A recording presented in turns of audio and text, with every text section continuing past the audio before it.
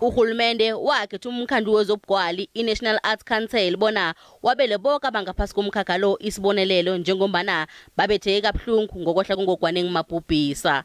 Kodwa ngemva kwalokho umkhandlu lo wajamisa lokho ihlelo lokwaba imali leyo ngemva kombiko othi imali le isetshenziswe ngendlela engakafaneli. Lokho ke kwenze ukuthi kuthonywe iphenyo eliveza ubufakazi bokuthi insebenzi zangaphakathi zibhalelwe ukwenza umsebenzi ngefanelo.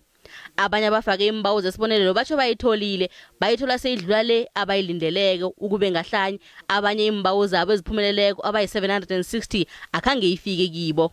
Former council members were enmeshed in operational matters including adjudication, and in the process were paid, which is not supposed to be the case.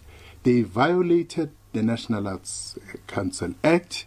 They violated their own meeting in their own council meeting where they resolved that there would remain an oversight structure.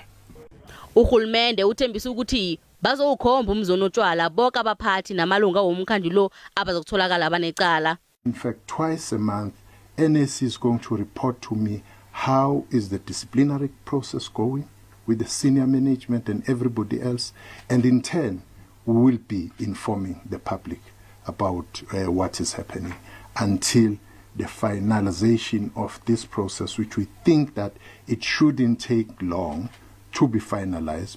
Mthethwa ukandelela amagama ukuthi ayikho imali elahlekileko kodwa umbiko ufumene ukuthi imali le akhange yabiwe ngefanelo kilabe kufuze babelwe yona.